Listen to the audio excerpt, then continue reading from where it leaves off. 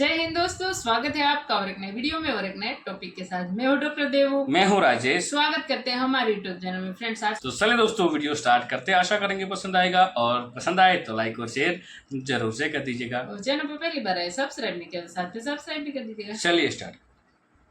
जिस बंदे को 85 से 75 हज़ार की जब जरूरत थी ना एक जेवलिन स्टिक खरीदने के लिए, तब हमारी गवर्नमेंट ने सपोर्ट नहीं किया। तब नीरज चोपड़ा ने उसको सपोर्ट किया था। ये आप हर जगह आप जाके रिसर्च भी करेंगे ना, आपको सारा सारा नजर आएगा। इवन अरशद नदीम ने भी कहा था कि एशियन कॉमनवेल्थ के अंदर मुझे एक क्या कहते हैं जेवलिन की जरूरत है, मुझे नीरज चोपड़ा ने प्रोवाइड की थी। का जो इंटरव्यू है जी उसमें एक जो स्पोर्ट्स परिवार का स्पिरिट होता है हाँ जी वो बहुत बढ़िया तरीके से उन्होंने कहा। जब उनको कहा कौन का, उन्होंने कहा भाई वो भी तो मेरा बेटा है।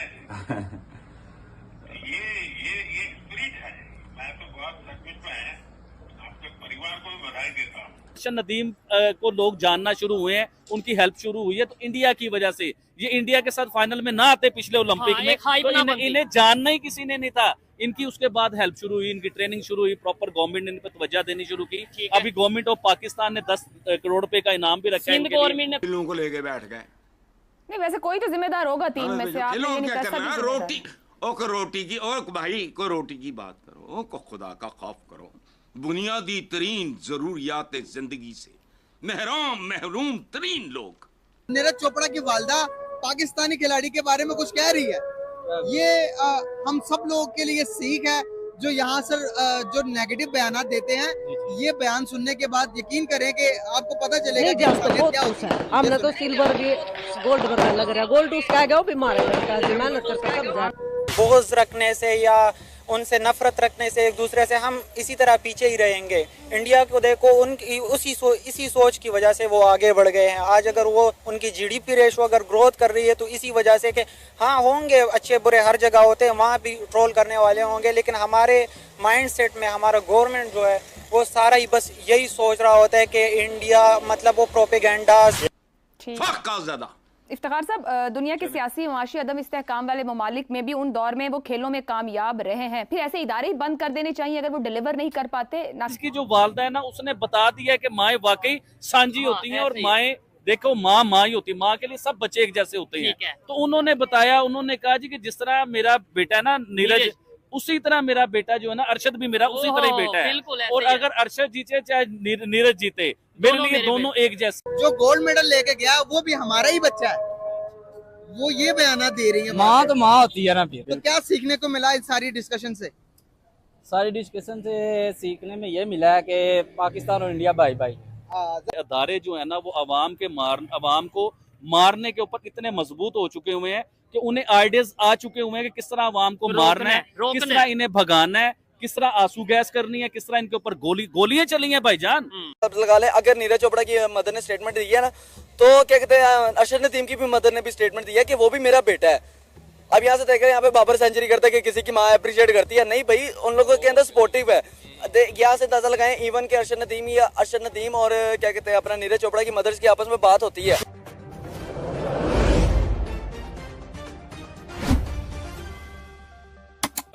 लेकिन सर जो सबसे बड़ी बात है, इस टाइम देखें दुनिया में कहा जाता है कि माएँ सांझी होती हैं, यानी कि माएँ एक जैसी होती हैं। तो नीरज की जो वालदा है ना, उसने बता दिया कि माएँ वाकई सांझी होती हैं और माएँ देखो माँ ही होती है। माँ के लिए सब बच्चे एक जैसे होते हैं। तो उन्होंने बताया, उन्होंने कहा जी कि जिस तरह मेरा बेटा है ना नीरज, उसी तरह मेरा बेटा जो है ना अरशद भी मेरा उसी तरह ही बेटा है। और अगर अरशद जीते चाहे नीरज जीते, मेरे लिए दोनों एक जैसे हैं। यकीन माने, ये दुनिया की बहुत बड़ी जो माएँ होती हैं ना, जिनका बहुत बड़ा कलेजा होता है, उन्होंने ये चीज जाहिर की है। और प्लीज मैं अपनी ऑडियंस से कहना चाहूंगा, ये मेरा मैसेज, ये मेरी वीडियो पूरे इंडिया में फैलाएं कि नीरज की वालदा तक ये वीडियो जाए।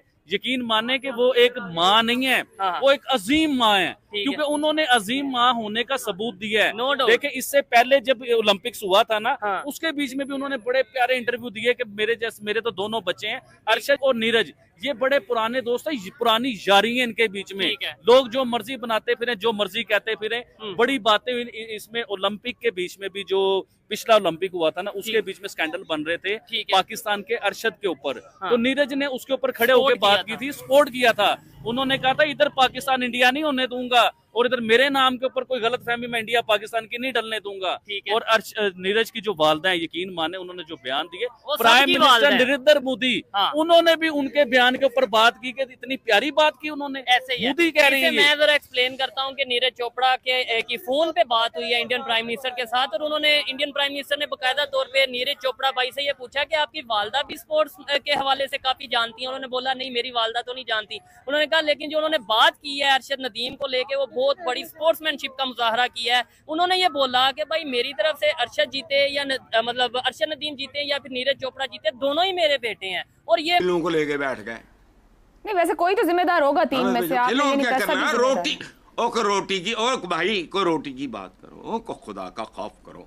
बुनियादी तरीन जरूरियात जिंदगी से महरूम तरीन लोग, फाका ज़्यादा। इफ्तिखार साहब, दुनिया के सियासी माशी अदम इस्तेहकाम वाले ममालिक में भी उन दौर में वो खेलों में कामयाब रहे हैं, फिर ऐसे इदारे ही बंद कर देने चाहिए अगर वो डिलीवर नहीं कर पाते। नाकाम कौन है? मैं हसन निसार के इतनी खूबसूरत लफ्ज़ों के चुनाव के बाद कुछ नहीं कहना चाहता। क्यों? आप उनका बयान समझ लें, मेरा बयान है।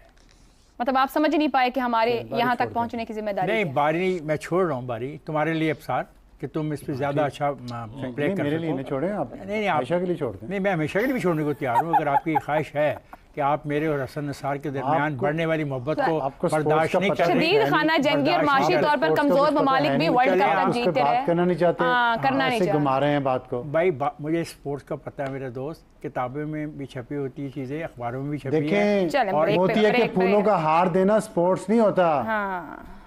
खेल में ध्यान नहीं था ना। मतलब कर रहे हैं पेरिस ओलंपिक्स की 24 करोड़ के मुल्क से सिर्फ 7 खिलाड़ी और वहां भी करीबन बाहर हो गए हैं।